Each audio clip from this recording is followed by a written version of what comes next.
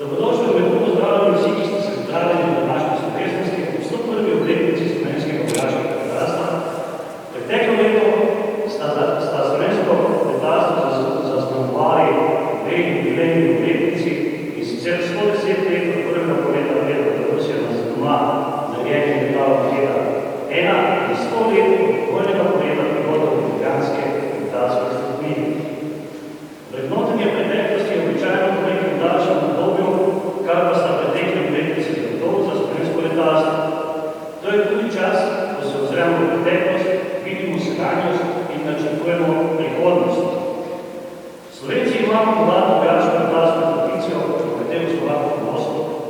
Vojaško letalstvo samostojne države pa ima zagotljive izkušnje, ki smo jih začeli pridobivati pred dobrimi 28 leti, s prebegom pilota majorja Kalana in letalskega tehnika, ki nas čaka Bogomir Šuštarja, ki sta s helikopterjem Gazela preletela iz Mariborske vojašnice do vrste slovenskega veterana Branda.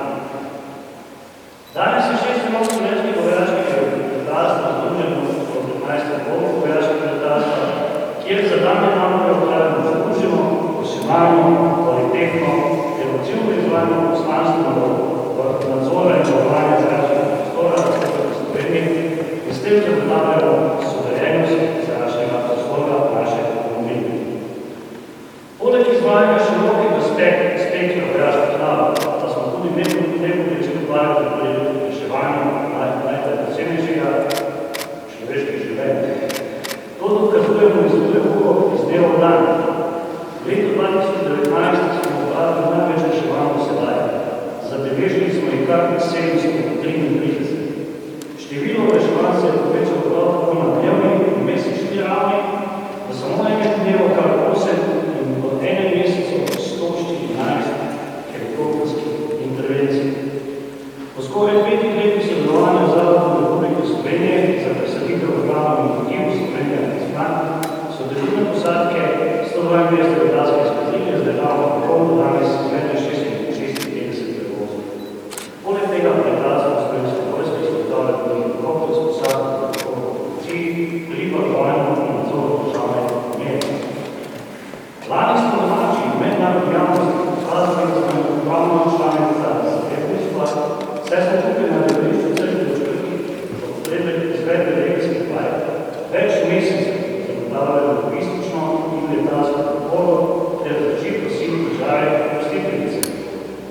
Na prvi pogled nedosegljive cilje smo znanjem, izkušnjami, strokovnostjo, vztrajnostjo, resnim delom in medsebojnim sodelovanjem dosegli in svojo nalogo obavljali z odliko.